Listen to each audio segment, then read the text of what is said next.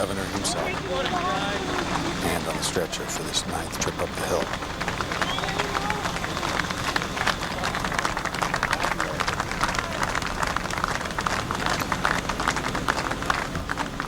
In that stretcher, Mark Papernak, we believe he's 41, father of 2.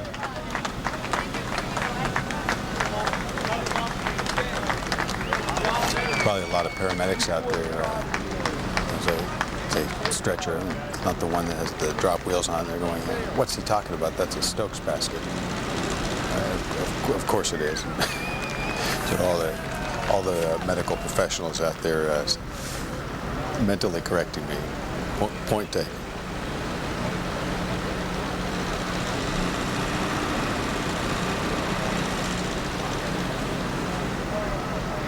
There's almost a sense as you look here now, oh, now what?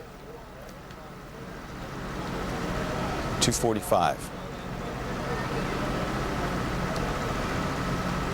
All 9 for 9.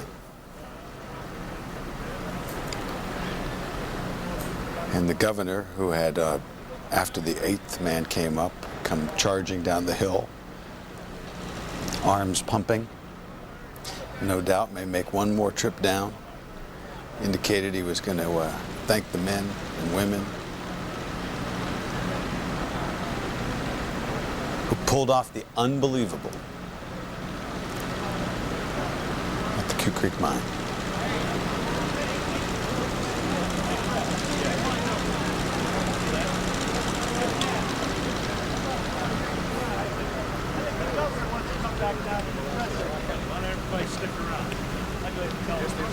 We're just going to,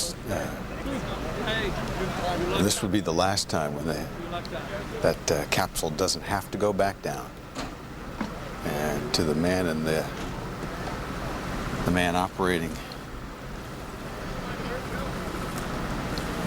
job well done.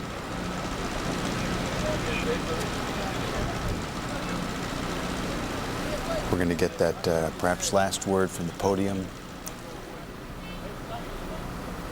Ladies and gentlemen, we have an announcement to make.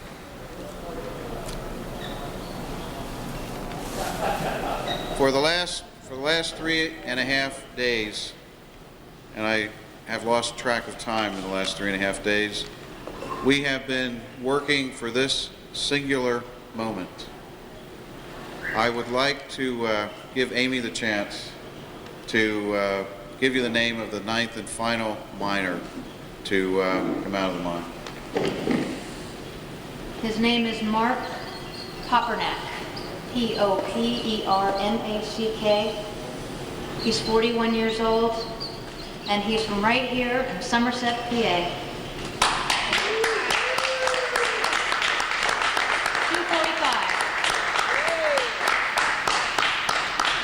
Where's that dance? You don't want to see that dance. M-A-C-K-P-O-P-E-R-N. Ladies and... How about some thoughts at this point after all that? Your thoughts? Hallelujah, amen. Thank God. Thank God.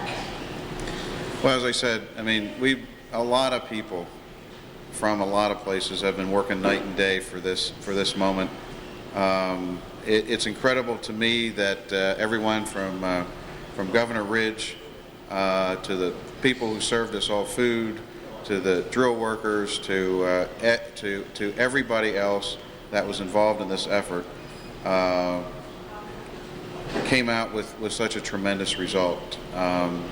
And the millions of people around the world that we got, that we know were praying for this result. As I said earlier, we had emails, we had phone calls from nations around the world. And on these internet days, you can probably expect that. But the kinds of emails we got of encouragement, of prayer, were just absolutely outstanding, and I think unique in my experience at doing this kind of environmental stuff. But it's absolutely amazing, and thank God they're all out and they're all safe. And some of us, at least, can probably get some sleep tonight. Was there ever a time you didn't think this moment would be here?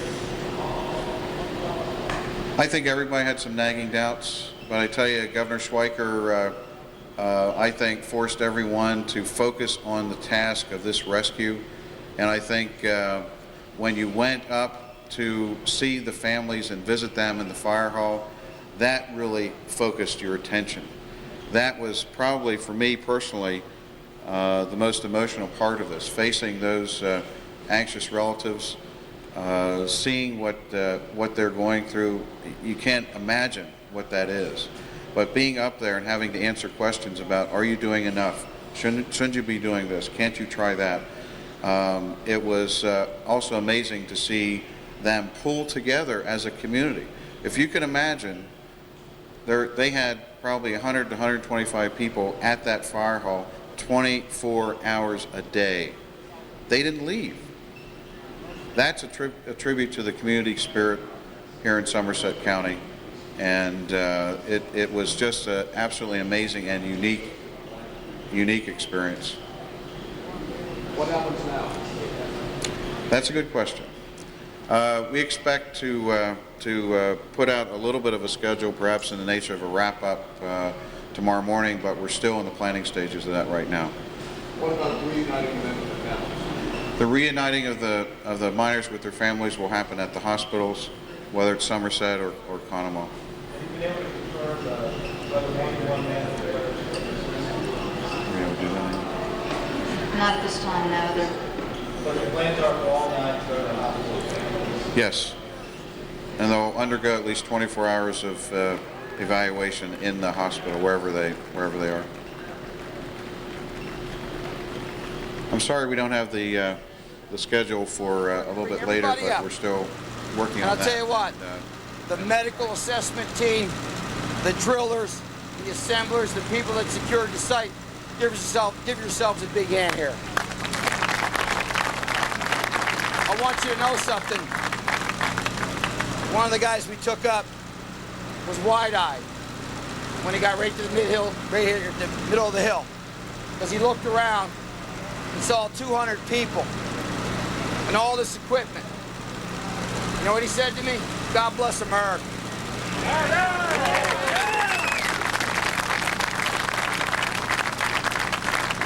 When he saw the equipment and the people, he said, God bless America, and he meant to say, look at all this American ingenuity.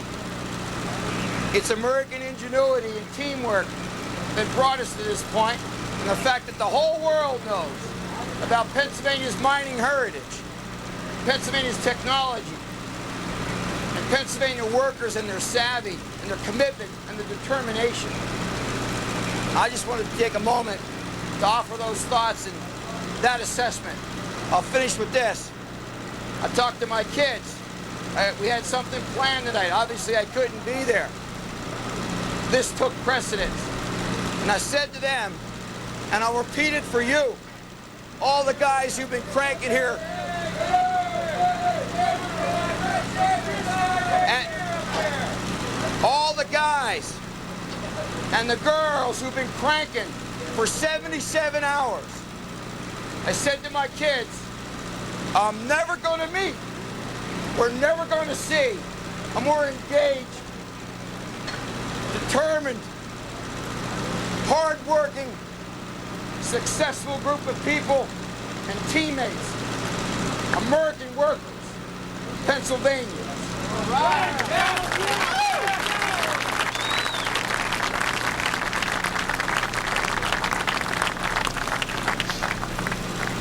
We've had a great ally in the federal agencies that have helped here.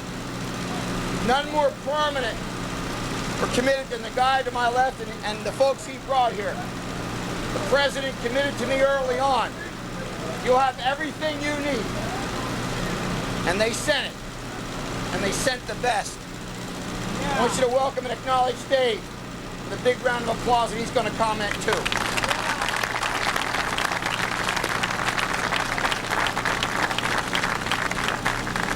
Well, I really don't know. I don't have a lot to say. Over the past couple of days, I kept getting one question over and over, as did the governor. Are you giving up hope? Aren't you getting frustrated? How do you feel when the seals break or you lose a bit? But all of you all have been around this stuff for a long time, and you know that one thing we all have, determination, and we never used the word recovery in this operation. It was always a rescue. And I said, until somebody tells me something different or until I see something different, that's what this is going to be, is a rescue. There's 9 of them. That's all you. It's every one of you, not us. It's you. So I applaud you. You're terrific. You guys from MSHA. Wow. God bless. Big hand for MSHA.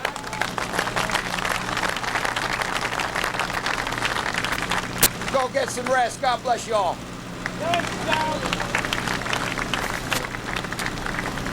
There you have it.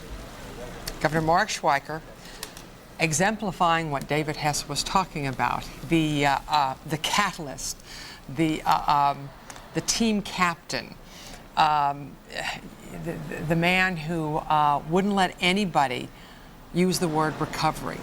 He always characterized it as a rescue operation, and that permeated this army of men and women who literally fought to pull these 9 men back from the depths. Now, teammates, some of them walking up arm in arm up this hillside, part of a farm. I think John Weir at one point gave the name of the folks that own the farm that's been kind of torn up here, but never has the farmland probably been put to finer use. And the governor said 77. We were actually, I think, ending the 78th hour. It's easy to lose count. And at 2:45, which is exactly when you called it. They brought up that ninth man. And read them off for us here one more time. First, Randy Fogel, 43 years old, from Garrett. Am I not correct? Second, Harry Mayhew, Blaine Mayhew. Where did I put my notes ahead all the time? Oh, Here there we we go. go. I got a couple of them. Number 2 is Blaine Mayhew. Yeah. Number 3, Tom Foy, the Or crew the leader, crew 52 years old. Fourth, John Unger, The cattle farmer. the cattle farmer and the son of Mary Unger, her only son, who was 52. Workaholic, they call him. John Philippi. I've been saying Philippi, but... Philippi, we've been pronouncing it that's every. fine. He was number 5. From Gray, that small mining village which is now on the map all over the world. Ron Heilman, number 6. The man who tells stories to the kids at his wife's daycare center, also in Gray. Is that right? Last man going out in the last ambulance. Last man going out in the last ambulance. Yeah. Oh, well, Mark departing Papernak, ambulance, I'm sure. departing for Conemaugh, we assume, Could Conemaugh be, or Hospital, Somerset. or Somerset. Dennis Hall, number 7. And Dennis, the man who gave that radio call that said, "Get out, the water's coming." Number 8, Robert Pugh from Boswell. Yeah, we're looking at those times, 2:20. Look at how fast that went. 1 o'clock down to the last one at 2:45. Robert Pugh coming out there at 2:30. And Mark Papernak. Papernak. 2 young Husband, boys. dad. John Philippi, the man whose son idolizes him. Yeah. His wife- I think you will find, if they didn't already, and I'm sure they did, the children of these men really all awful idolize their fathers and very proud of them and their mothers and fathers and wives and sisters and brothers. I think what you just saw was the removal of a pool camera from a tripod, and as they walked them down, kind of took. They were going to be getting lots of debriefing from the men who've carried out all of this arduous work. 1 hour and 45 minutes it took to bring them up. Well, I think that in an ordeal that at each stage in the earlier days seemed to take longer and longer than expected, and so many disappointments, no one will complain that if the rescue went faster than anyone could have predicted. And for those of you who have kind of lost track of the last 3 days and the timeline, this all began Wednesday, July 24th at 8:50 exactly, around 9 p.m. when these 9 guys were trapped 240 feet down inside Q Creek Mine after breaching the wall of Saxman Mine number 2, a mine abandoned in the Long ago. 1950s. And 50 to 60 million gallons of underground water began to pour into the room 4 feet by 20 feet that they were in. And then, you know, the amazing confirmation. Oh my goodness, as we're kind of getting a close-up look at what they were doing. Don't fall in there, we're not coming in after you, say. Down 3 days later. That's what they came up. Getting the pool camera a shot to kind of look down there. Goodness help you if you're claustrophobic, but of course you wouldn't be mining if you were claustrophobic, Oh, my would goodness. No, it's amazing how they. 39.5 feet looks like, huh? So 3:30 a.m. You know, it's like here we are at 3 o'clock on early Sunday morning, and it was 3:30 a.m. on Thursday morning when they heard that tapping down there. They heard tapping throughout the morning. The last tapping that they heard until 11:30. And even this afternoon, as I watched earlier images of them just slamming those hammers against the pipes, waiting for a sound, and then nothing. And all of the times that we were so discouraged about not hearing word in the last 2 days. And then almost the disbelief. And as we got that word shortly after 11 o'clock, that they were. And it was interesting how it was like, well, they dropped a phone down there through the air pipe, the other pipe, and that then they were seen hugging each other and congratulating. Well, why would that be? And not wanting to be overly optimistic, trying to say, well, here's what we know, but we're not sure why. And then within those next few minutes. And the scenarios that never happened, that we envisioned, Right. you know, having to decompress them. Right. But all of the drills worthwhile, in the sense that there were many drills that didn't have to be executed. Absolutely. But many that did have to be executed. Absolutely, they were prepared for every eventuality, which speaks to the expertise and the widespread knowledge of all the people they brought to bear on this situation. 11:30 a.m. on the 25th, tapping heard again. That was the last time they actually heard the tapping, midday on Thursday. It wasn't until a couple of hours later that drill rig finally got there from West Virginia, and many people, you know, there were some initial questions that first day. Why didn't they have that kind of stuff available or nearby?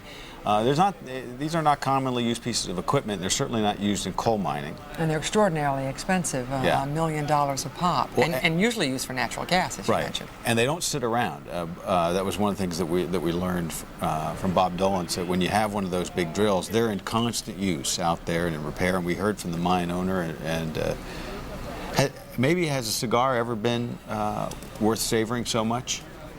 No, I don't even think the birth of his child, probably. We don't even know who that.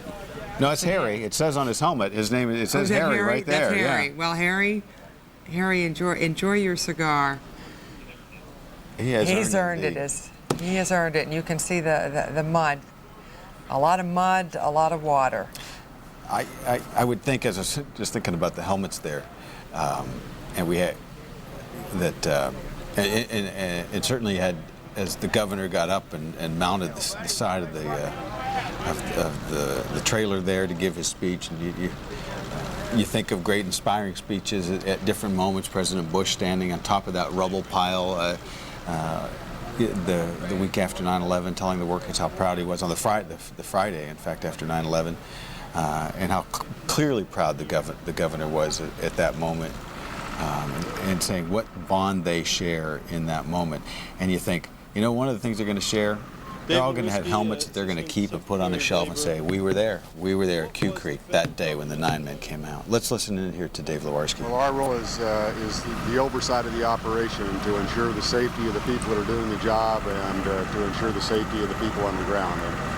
And in a situation like this, it becomes our responsibility to do that under the federal law, and that's what we do. But we do that in partnership with other people, and in this case, with the state of Pennsylvania, the Department of Deep Mine Safety, with the drilling companies, with the mine operator, with all the folks you see here. And this effort was was put together in a fashion where all the parties were partners in the things that had to go on. Everybody had a different role. Our job is to coordinate all of that role because of the safety of the miners and the safety of the workers.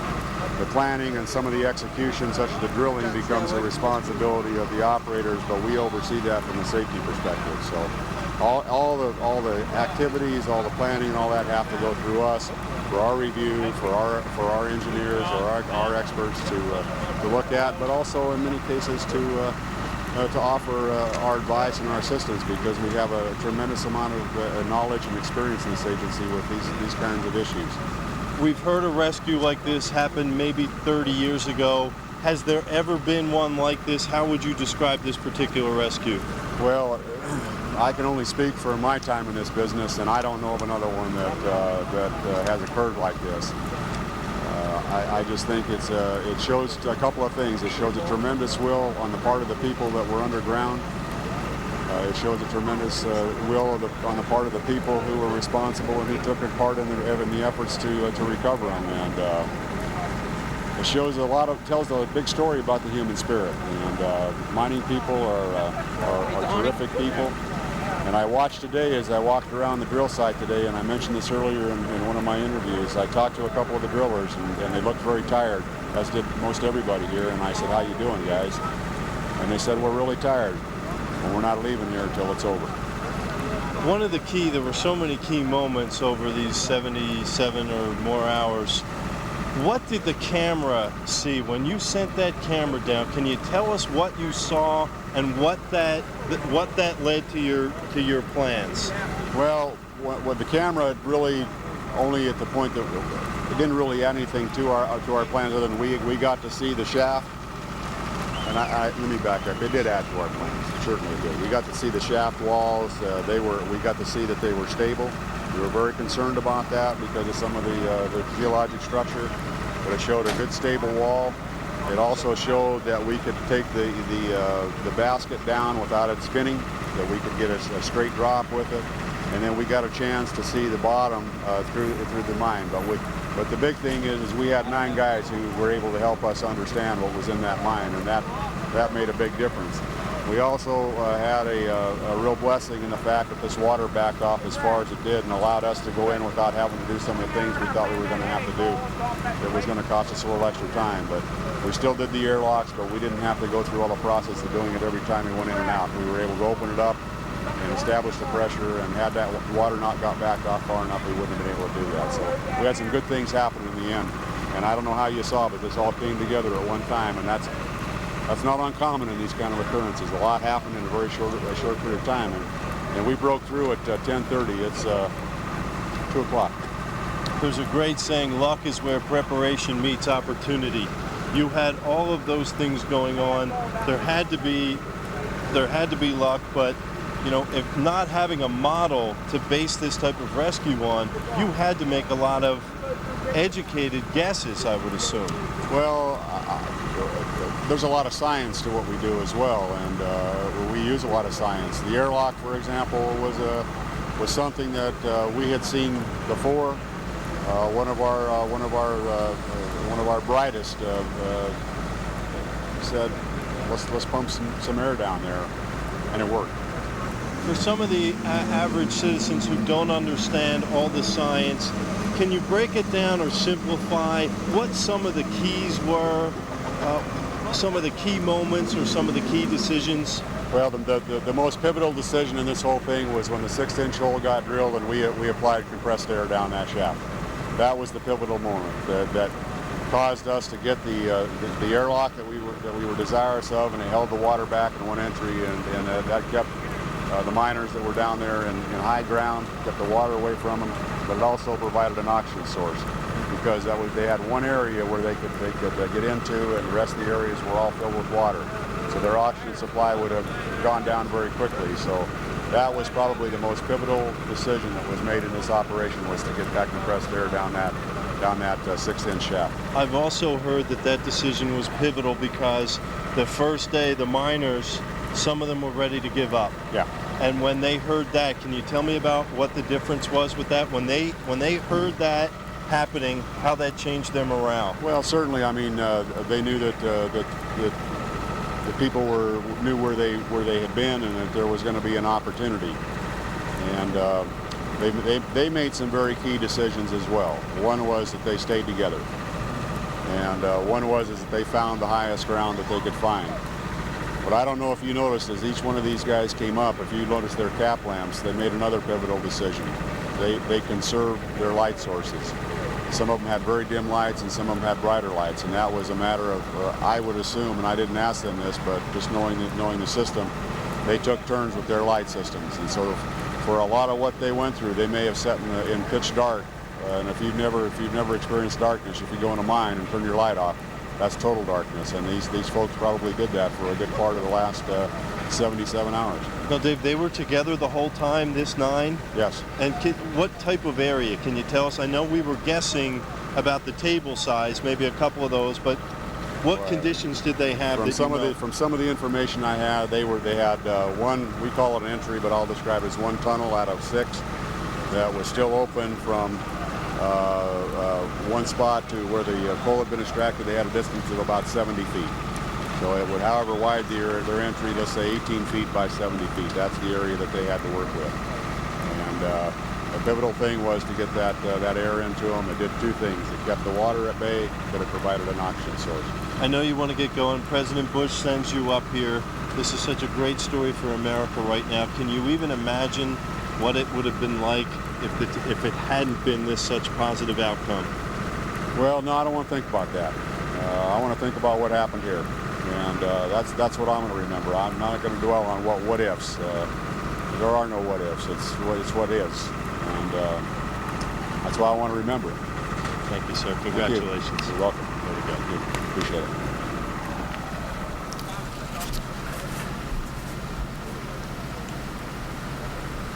Dave Lewarski, Assistant Secretary of Labor, head of MSHA, kind of encapsulating the feelings of so many as he straightened to the point. Straight talk was something that the governor mentioned in the early day, and that kind of really brought it to an end there. Interesting thing that that he echoed, that we had kind of thought as we saw the miners coming up and talked about, that they made good decisions. There were good decisions made on the surface, some pivotal decisions. In fact, he said that the crucial thing here was that first shot of getting that 6-inch hole, that pipe down there, and where they were able to get that compressed air on. That made all the difference because it gave them that air bubble. It kept the water back, and it certainly gave the miners a reason for hope. You heard the question there that they may have been really in a moment of despond, but then they knew as the days went on that the men were coming, that they were coming, and that then they made decisions in conserving light and in choosing perhaps to sit in the dark for hour and hour on end, perhaps taking turns, and that again, giving credit to our expert Bob Dolans, was something that he had given us expectation of, that they would have taken turns in that process, and a remarkable story all in all. If you are with us here at 314, certainly more than 5 hours since we went on the air, and just in this phase, I know that throughout Saturday we'd probably been on the air for 7 hours prior to that. You have witnessed an astounding thing as we have watched this unfold, and as our hearts have gone from hope to despair, back to hope, and then down to the depths again, and up one more time. That we are getting a story that if you're here at 3:14 in the morning, maybe you're working the night shift, you're going to be glad to tell people that you were a part of that night and that you witnessed it. I want to, if you can believe it, we do have anchors and producers and whole teams of people in this building, and not only out of the scene. Megan Jones is on the phone line. She's the reporter we've had stationed out at the Conemaugh Hospital, where the helicopters and ambulance have been coming in. And Megan, you've gotten a little bit of reaction here, some grateful reaction.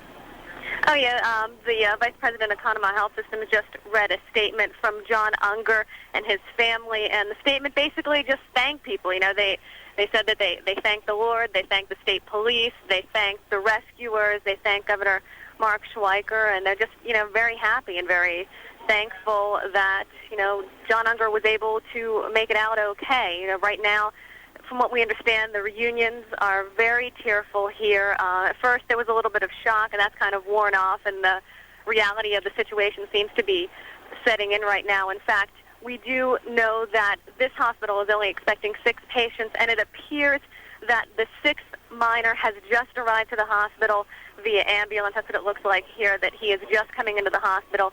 3 of the other minors were taken to Somerset Hospital. Those people, obviously with minor injuries, the Conemaugh Hospital, those people being transported here because it is a trauma center, although the Vice President does say that everyone is in good condition, everyone is doing well with minor injuries, and families just having tearful reunions right now, and just happy to have their loved ones back in their arms tonight. In fact, some of those people are in such good condition they may leave the hospital tomorrow morning. Scott? They certainly probably will desire a more comfortable. Well, you know, I don't know. A hospital bed, given what these guys have gone through the last 3 days, may be very, very comfortable indeed. And let them rest. Let me just give you a little expectation of what I'm just caught. Yeah, I'm caught as you are as we watch the pool camera and the decisions, wise decisions. I'll pay tribute to whoever's manning that pool camera tonight. He's been on the ball. As the men and women evacuate that scene and move on to kind of pull back to that flag atop the drill, making all the difference. Governor Schweiker is back at the media center now. His motorcade has made his way back from the rescue site where he escorted each one of those men, put a hand on the Stokes basket as they carried the last man up. And we expect maybe one final statement from them back at the command center here in a moment as we look back over the field where they really waged a war against all kinds of odds, and a war fought with all kinds of weapons, and one fraught with difficulties. This truly did prove, as the governor said, the rigors of rescue. And he was not kidding when he said in the 10 o'clock hour this was mission critical, and that they were working out there in a fretful environment, and fretful it was indeed. And as they take kind of the last, as you would on any kind of battlefield, snaps of the last images of what had been done, reasons for pride, reasons for gratitude, lots of lessons learned, probably lifelong friendships forged, as you look back over the cap that they've now placed over that. And Megan, I know you're on the phone and probably can't get a good look at it, but they did give the pool cameraman a quick look down that pipe, and we just lost his signal. But they have now capped. They've capped that shaft, rescue shaft number 1, the one that went down when that drill bit broke, and so much attention moved to shaft 2, but in the end it was that first pipe that they picked, the right location, the right equipment, that got it down to the very end. Let me ask you there, Megan, if you can give us you say the 6th man just arrived, 3 others having gone to Somerset, and you say that the statement, I think, was from the family of Mr. Unger, but we've not really heard any other statements from other families. I may have just lost Megan there on the phone line, and you're gonna hear and see lots of these people again in the morning.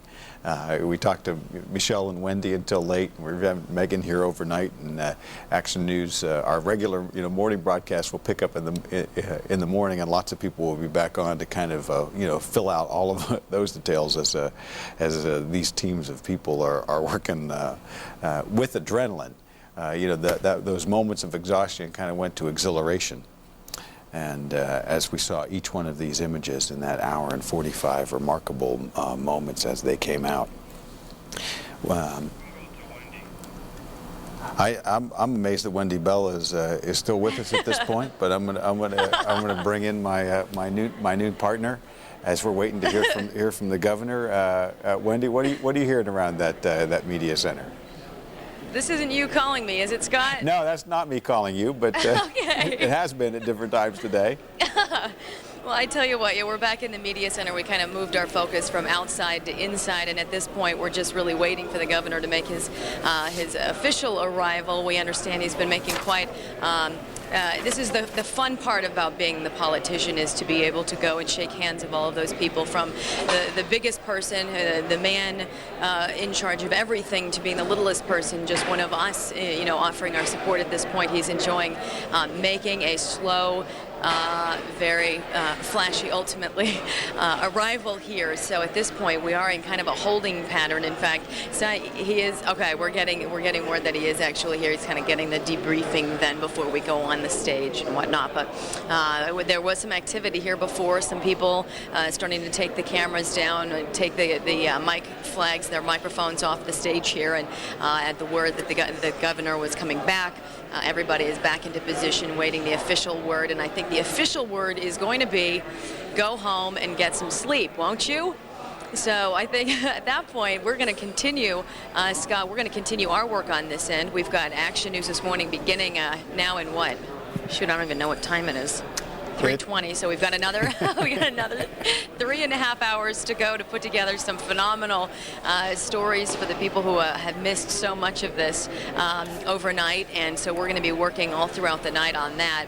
But there are going to be a lot of very weary people here in Somerset County who are going to take the governor's advice and go home and get a little shut-eye before we move on to the next phase, which is probably and hopefully bringing you the next phase of the story, the survivors, or at least maybe some family members. We're going to talk to some of the doctors, some of the staffers at Conemaugh and Somerset hospitals to tell you what the latest is there and what their perceptions were when these men first arrived with their families. And I was just seeing some of the first videos, since we were kind of in an area away from the cameras, to see the video, Scott, of just how filthy these men were. And at the thought of right now of even taking a shower myself sounds so wonderful. They've got to really be hurting right now. But I'm sure it's going to be a long night for them, and we're gonna stay up to speed on all of that, Scott. And I'm sure you're ready to take off that tie. I've forgotten that I even had one on at this point.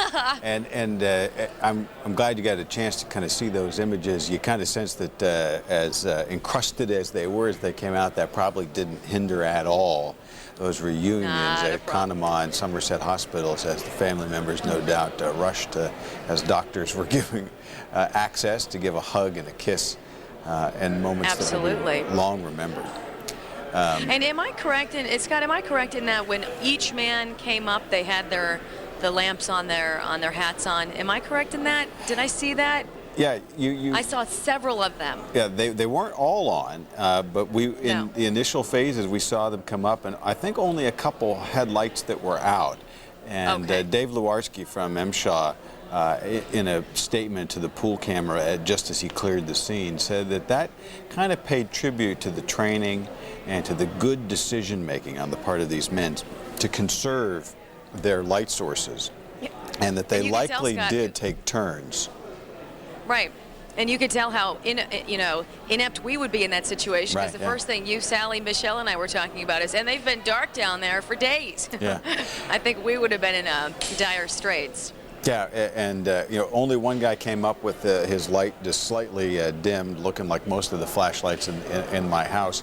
And at one point, even in the middle of a news conference, one of our camera batteries just went out like that, and it took us a moment to get it back on.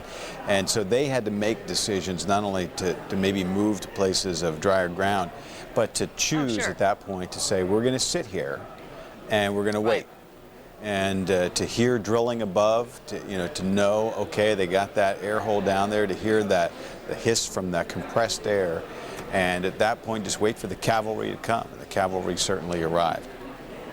It will be so interesting too, Scott. I mean, one of the things that you do in your business so well is to sit there and speculate and bring all of the different pieces of the puzzle together about what may have been going on, about the situations as well as we know it. And that's sort of what we do as storytellers, is to bring up all the possibilities as well as we can to people at home to envision exactly what is going on. Well, now in the hours to come, we're going to know exactly what was going on, what was the reality of the conditions down there, and how accurate were the things that we've been talking about so much. And I think this next day is going to be a very exciting day of developments for us to see and finally piece together that puzzle that has been such a, so scattered on the table for us up to now. It's going to be a very interesting putting it all together and hearing what actually happened. And I think we're going to get a lot from the doctors. Going to get a lot of information from them. And if I'm not mistaken, Scott, the only real injury I heard about, aside from the one gentleman, that first gentleman who came out with the chest pain, is that one fellow who had the right shoulder injury. Am I mistaken? That's all. That's all that I heard, and that was to Mr. Unger, whose mom had been so concerned about him throughout this ordeal, her only son, and well, he may have a little dinged up shoulder, but he's probably in good care. And we expect good reports. Yeah, this is a tribute to the resilience of these men, and no doubt their stories will be amazing as we kind of unwind them over the next few days. And I think that will be really the thing that we'll be looking for tomorrow and in the days to come on Action News. Will be the stories not only of their survival, what they went through down there, but as we looking at the pieces of how this all unfolded and the good decision making and the strategy, the planning. You were talking about just how the things that we kind of do in coverage, where we think about possibilities and what could happen, what might happen. I'm amazed at how many of the things played out that the experts were telling us might, as we talked to Bob Dolans and others, they said it's going to go this way or it could go this way, and to see exactly how those things. Was that an indication the governor's moving into position maybe? No. In fact, we have Jake Ploger here with us. You're kind of cutting out in and out here, Scott, so if I grab my ear, it's not because I'm sick of hearing you. But I want to bring in Jake because well, they were not only, it wasn't really speculation, it wasn't at all speculative what was going to happen in the medical side of things when these guys finally came out. In fact, there was unwavering confidence that they were coming out alive, and doggone it, we were going to have everything in place to do that. I'm sorry, I was just eating pretzels, so if I'm blowing pretzel breath on you, forgive me at this point, but it's Slim Pickens out there. I got water and pretzels. Talk to me. Well, they had everything anticipated, from good, bad, worse.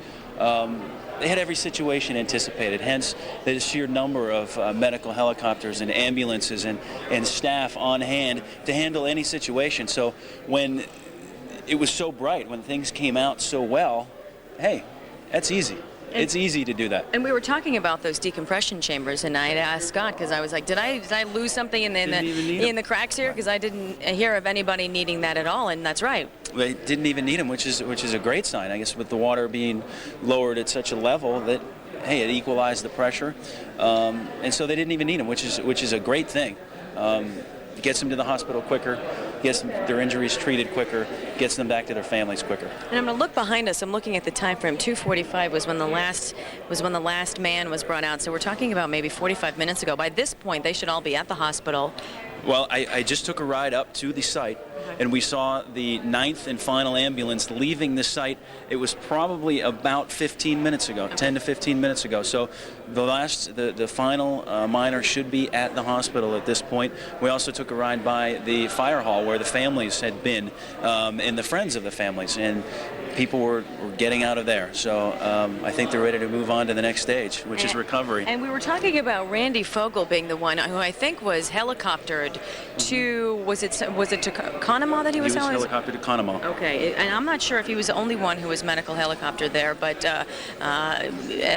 to show you that it hasn't been as severe a process of injuries as we thought. Lots of ambulance rides rather than that really quick chopper flight, so that's good too. Right, I know Megan Jones is at the hospital, and she reported that of the injuries, aside from the first gentleman that was having some chest pains, most of them were relatively minor, being treated. Their families were with them, so it wasn't, they weren't bad injuries. I believe the governor's coming in. I'm getting that clapping noise, which usually means that the big guy is on his way here. And Scott, I'm going to try to stall and sound moderately intelligent. Oh, you need my... Oh, you need... Okay, just a minute, please. Hold on. Even in the middle digging of around in my pockets. Even in the middle of a breaking news story of international importance, Wendy Bell is always vintage Wendy Bell. No. I've got producers, I've got everybody behind the scenes mouthing something to me, and I'm like, what? What do you want? Huh? Right. My phone? Okay. I think our batteries on everything up until now, Scott, are pretty dead. So we've got a lot of recharging to do a little bit later. And I think everybody is kind of getting into position right now as I continue to stall and sound moderately intelligent about what's going to be said. But I can speculate, Jake, that here he comes. He's coming in from the rear. He's switching things up a little bit for us. So I'll be quiet and leave it to the man in charge. And Scott, I don't mean you. Yeah, I certainly not. No, and that would be par for the course in your treatment of me. Mark Schweiker, the man who became governor as Tom Ridge assumed national posture, and who was put to the test, and he has made his mark here this week. And final thoughts from him here at the end. Good morning. Isn't that the understatement of the past 80 hours? Good morning. It is a good morning, and ever so mindful of our condition, fatigue that is, and likely you feel the same way. We're going to take a couple of minutes and offer some remarks, brief as they'll be. We'll do some introductions real fast, and then we'll get to your likely questions and answers if we're not the most efficient in our responses. I hope you understand why, because we've been cranking for 80 hours and you get tired, and it kind of harms your ability to do these kinds of exchanges, so I know you understand. But I want to introduce first Dave Hess. You know him, but this is a formal acknowledgement for exemplary leadership and a quick response that brought him here very quickly. Went late Wednesday night. Dave is works with me in my administration as the Secretary of the Department of Environmental Protection. I rely on him to a great extent for Public Policy Council, and as we now know, the oversight that has been outstanding over the last 80 hours to see to it that these kinds of responses go well. Richard Stickler is not here. He's going to be one of these unheralded individuals, unheralded professional whose insights and grasp of what can go on underneath the ground in deep mine rescue should be recognized. And while he's not here, he's a very shy person. It's incredible. This guy was a key player, and I saw him kind of disappearing into the darkness as we got in our vehicles to come on down here. And I want Rich to know that I know about your profound and positive contribution to what is a beautiful ending. 9 for 9. We got all 9 out.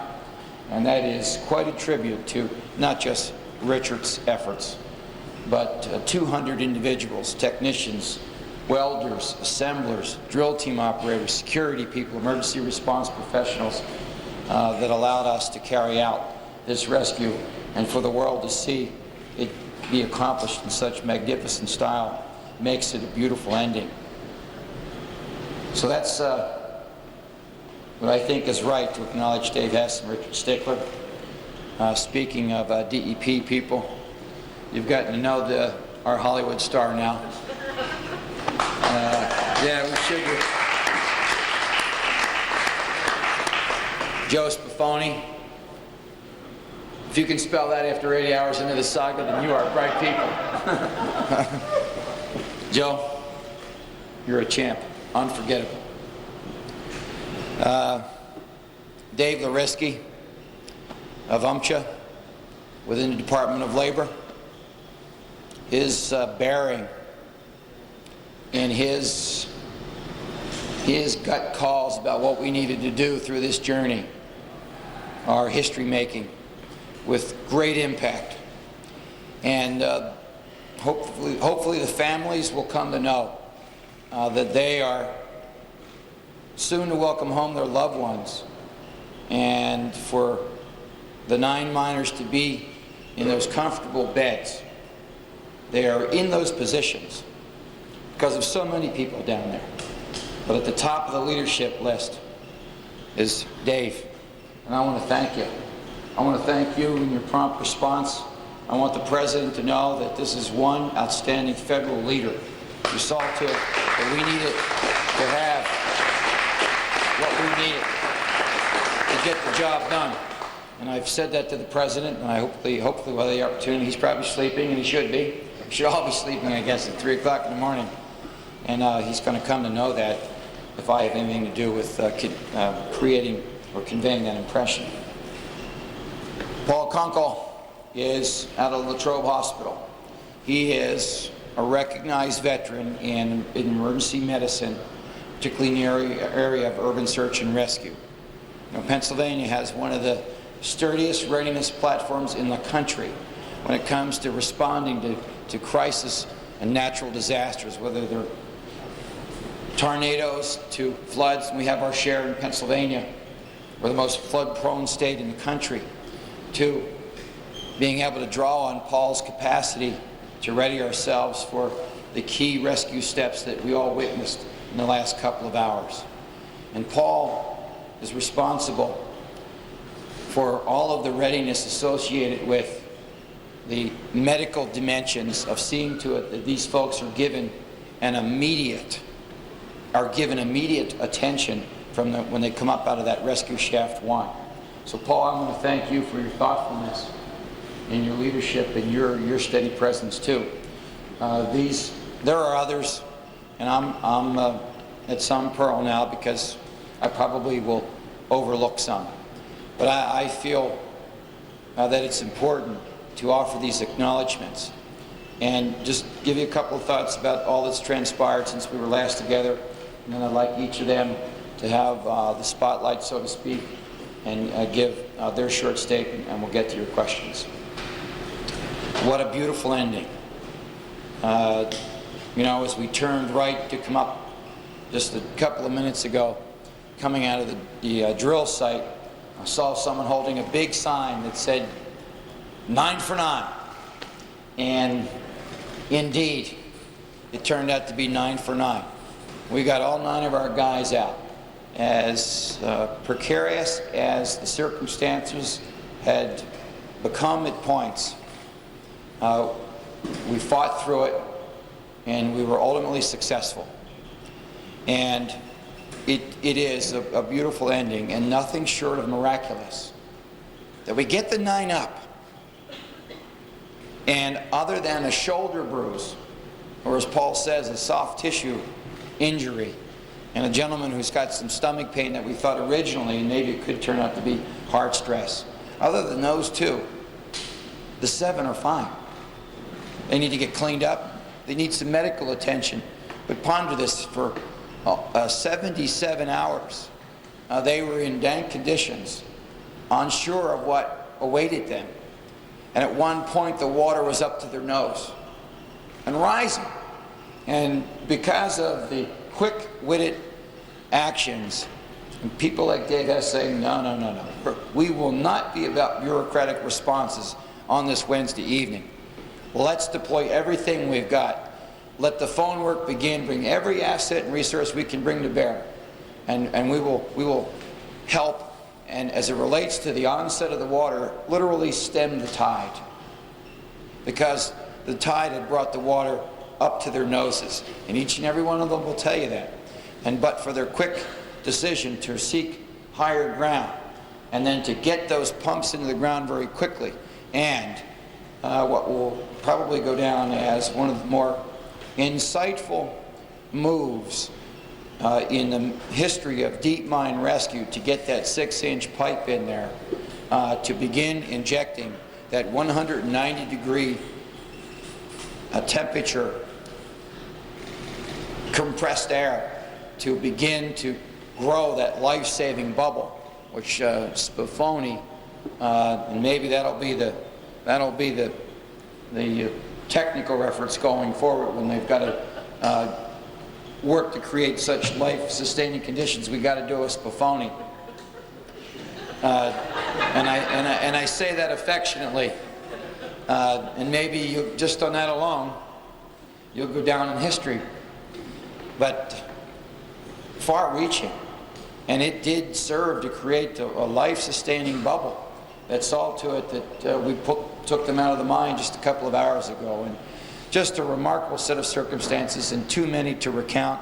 That's not what I intend to do, but what comes to mind are kinds of things that I want to mention in my remarks here and talk about why I consider it, I think we all consider it to be just a beautiful ending. I thought these things would only happen in the movies. Well, they've happened in Somerset County, right here in Pennsylvania, because of some dogged Pennsylvanians and helpful Americans from other states who come in here, from West Virginia and Ohio. You know, not to be forgotten. You know, I said to my kids, I had a chance to talk to them around 5:15, and we had some plans, and I said, you know, you guys have a good time. But Eric said to me, he's 12, he said, you know, you're not here, what's going on? I said, hey, your dad can't leave here. We got 9 people that we're about to rescue, and we've got work to do. I said, more than that, guys, let me tell you this. I'm working with the most dedicated, fired up group of rescue teammates, and I'll probably never be engaged with such spirited people like that again. And I can't leave. And I hope you understand that. I think they understand that. They were going off to see the Who. I said, one of Dad's favorite bands, and it's going to date me, but I obviously couldn't be there, and I hope they had a good time. But the point I'm making is, you know, I had a chance in one of those parental ways to say, you know, I can't leave. This is about staying the course. This is about persistence. This is about loyalty. This is about backing up teammates who have been here at that point for 75 hours. And I meant every word of it. And I managed to say this when we gathered for a short time. Take some of the water that was so threatening. And we have to acknowledge teamwork. And as well, I'm finishing, I want Dave to follow me. You know, the one gentleman who had the capacity and the semblance of mind to grab that phone and warn the others was coming up that hillside. Now, you know, I'll never forget it, and I know you were there too. He looked around wide-eyed and saw the sizable equipment and all of these workers, and I saw him go, my God. And he said, God bless America. I mean, it's out of the movies, but he meant every word of it. And he meant, I think, if we could put words in his mouth or perhaps add to that, he said, my God, look at the American ingenuity that is exemplified by this remarkable enterprise that was assembled in 72 hours to help us complete the rescue operation. What a thrilling moment. And I think it amounts to a beautiful ending. And so I want to acknowledge again and defer to one of the key actors in this beautiful movie-like ending, and that's Dave Larisky of UMCHA. Dave, thank you. Well, thank you, Governor, and geez, I'm maybe at a loss for words. You know, the last time I was here, you guys kept me so long that I almost missed all the action. The time I got back, they already had one out, and we were sitting here worried about how long it was going to take to be done. And I'm just teasing you, because that was really nice to walk back into, because I knew that the folks they weren't going to wait for me to make decisions, and that's what's key about this whole effort. We had great teamwork up there. This was a partnership. This wasn't about one federal agency or a state agency or a company or a drilling company or whatever. It was the ability to work together to make good decisions that allowed people to do this job safely and to bring those miners out safely. And we didn't have any accidents. That's one of the things that I think is very important about this process. If you understand the work that went on there today and yesterday and the day before, and the magnitude of some of the risks that were there, and we completed that process in a very safe manner, and we brought people out in a safe manner. That's what it's all about. When you talk to the people there tonight that's worked their whole careers for these kinds of attempts, or who many of them have brought out bodies instead of live people, They told you tonight a great story. We could do this for free. It's not about money. It's not about anything else. It's all about this. And that's exactly right. It's the best return that we can ever get to bring somebody out of one of these situations safe and alive. So, you know, a remarkable effort, and I hope we don't have to have this discussion anymore. You know, I hope we don't have to come down the road and do this again. And that's important. But Governor, I want to say to you, thank you so very much for your leadership. You've been terrific. I just got to meet the governor yesterday and have a great deal of respect and admiration for what you did here. So thank you so very much. Dave, stay right here. You know, you often ask me why I seem confident, and I think this goes right to the heart of the question. You told me about your involvement in the rescue of an 8-year-old? 9-year-old who was down below for 4 days? 5 days. 5 days. I'm testing him. 5 days, and brought him up alive. Hey, when he said that, it was an historical reference to, and I think in part explains why he believed with the right effort we were going to be able to bring them up. And that translated to building my confidence that we could go and do this. And I appreciate you offering that to me. That was heaven sent. Thank you. Hey, Joe. The great Spafoni. No, it's not the great Spafoni. If you had to write a script, I don't think you could have wrote it much different. And the decisions we made the right ones. And that first night when we got that call, just to give you a little reflection, when you're at home and getting ready to go to sleep and you get a phone call from one of your inspectors that tells you we've had an inundation in a mine and we have miners missing. And then you call a mine and you talk to the owner and he tells you we have 9 miners missing and the water's blocked their escape out of the mine. And you tell them, hey, the inspectors are on the way, you need to start looking for some drill rigs, and we're on our way. And, we put everything into place. M. Shaw was doing the same thing. We got up here to the property, it worked good, they had a rig coming, and to acknowledge John Urosic, Kevin Strickland, Jerry Davis. When we got over there, we started drilling that hole. We were going to try to stop that water underground. It overcame us. We just couldn't handle the amount of water. The only thing we had left to do was, okay, where these miners go? They tried to get out. If they couldn't get out, they're going to go for high ground. So we made a good decision to try to go, set this rig up and drill in a high part of the mine. And it just so happened that it was 3 or 4 crosscuts from what they had just cut into the abandoned mine. But that was the high part of the mine. And we drilled that hole and, got that hole down in the mine. And boy, you talk about eerie feelings. You hear that somebody hit that casing. Well, a miner's down there. You don't know if it's 1 or 2 or 9. And then you've got to think, okay, we got them down there, but now what are we going to do? Because we know we got the water coming up. And after a lot of discussion and probably maybe a lot of luck involved too, but, the decision was made, hey, we were debating, do we pull it out, try to get communications and so forth and so on, and we talked it over, and the decision was, hey, we're going to keep this casing down there, we're going to keep the pressure up because we're not going to be able to stop this water, it's going to come, and that's our only shot. It was the only decision we could make, and it worked. That's about all I can say. I'd like to thank everybody that contributed, participated.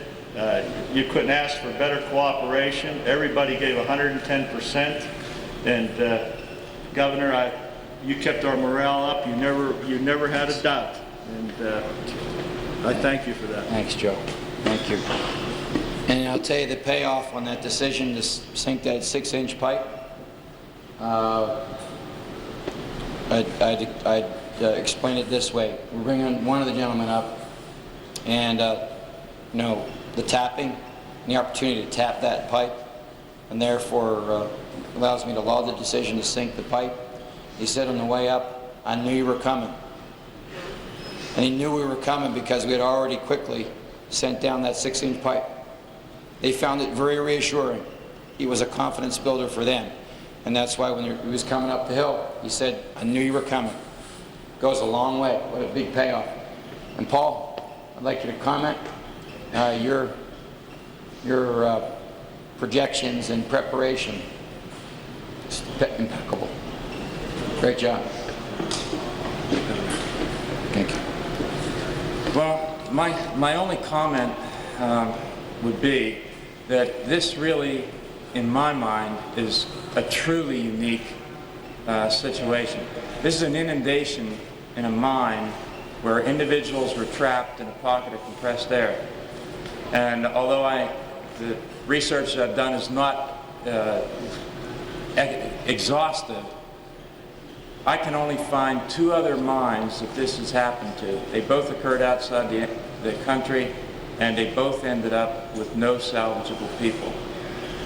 Because of the people and the effort and the pre-planning and the practice and the professionalism and the commitment of the people that are out there, everybody from our federal and state agencies through all the practitioners who are out there. These guys are alive today, and this is truly unique. This hasn't happened before. Much of the equipment that was put together by MSHA and by the drillers that were out there were things that were designed and planned. They hadn't been done before. So this is truly a unique experience, and it really speaks well to the American ingenuity that the governor has reflected. The other thing that I think really we need to understand is this takes leadership when you have people committed to this length of time. And when you have our governor out there every day speaking to us, encouraging us, that is the kind of thing that keeps people at this. So, Governor Schweiker, I really appreciate that. Thank you, Rich. I appreciate that. Thank you. Very good. And for the record, it's I'm getting tired. I know when I mess up the first names, I'm tired. It's Rich Kunkel. So I know you're mindful of that. It's Rich Kunkel. Thank you.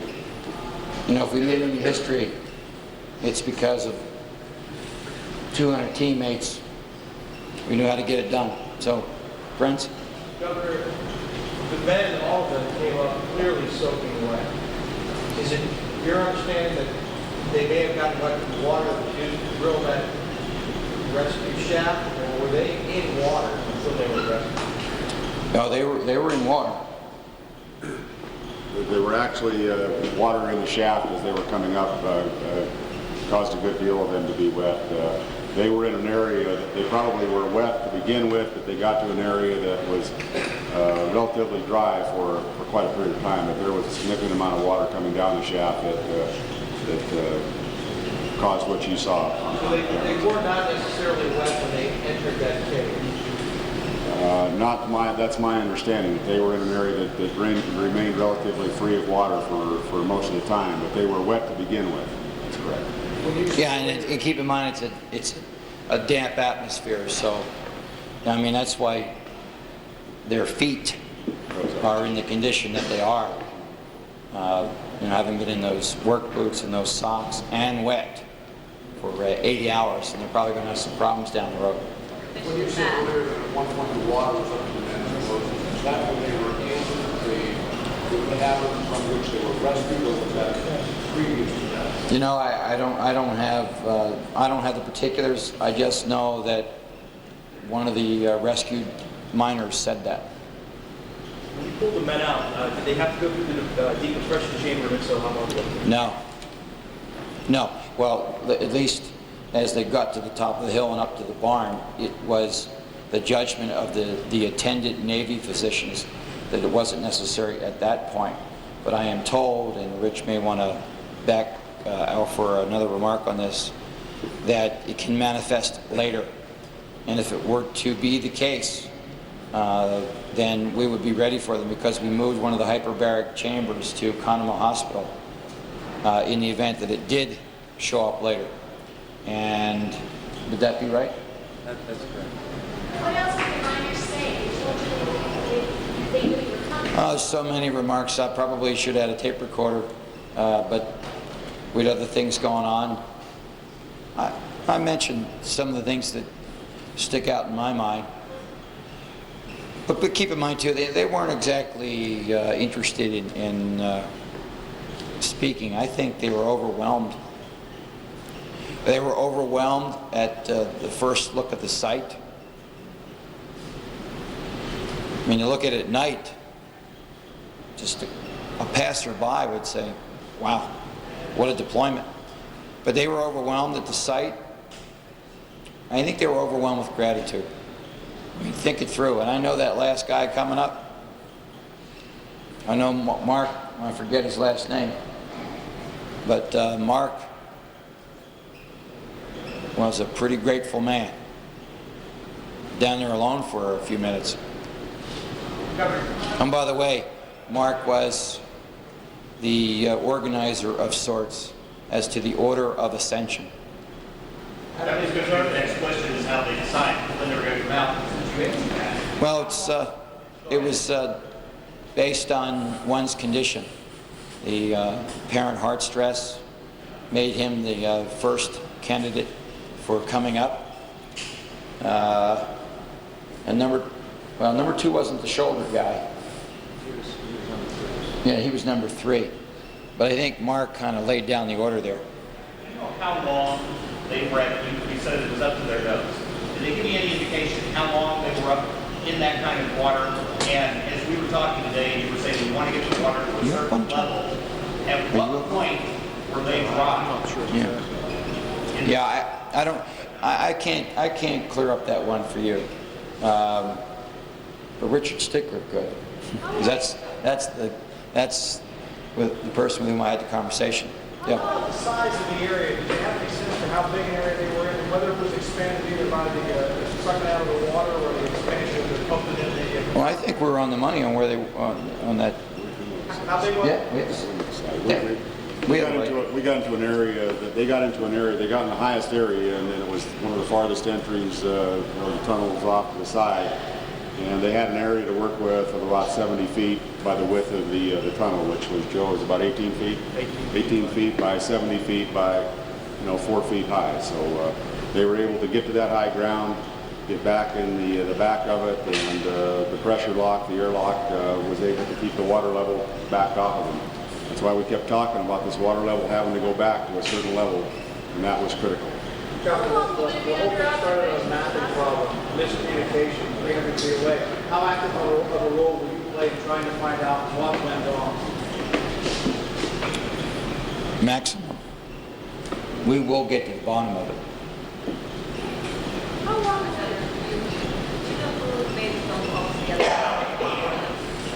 it? Dennis. What's Pew? No, Dennis Hall. Dennis did. And he's a hero. A hero indeed, Governor Mark Schweiker. The questioning may go on for a little while, and our crews at the scene will continue to monitor it. As we approach the 4 o'clock hour, we're going to sign off here now. Action News coverage will pick up at 7 a.m. with any late developments and obviously coverage from Conemaugh Hospital on this amazing end of this story. And the last little bit of information I picked out there, they were up to their noses in water, and yet have survived in all of this. And without the need for any more indications from me, I think I'm going to close with echoing the words that David Hess had said when they brought up one of the men, and he just said that they brought him up alive and his name and his age and didn't have much more. And it's kind of where I leave you tonight, the few of you who are still with us. We're grateful for that and hope that this story has meant something to you. But in the words of Dave Hess, that's all we have, and that's enough.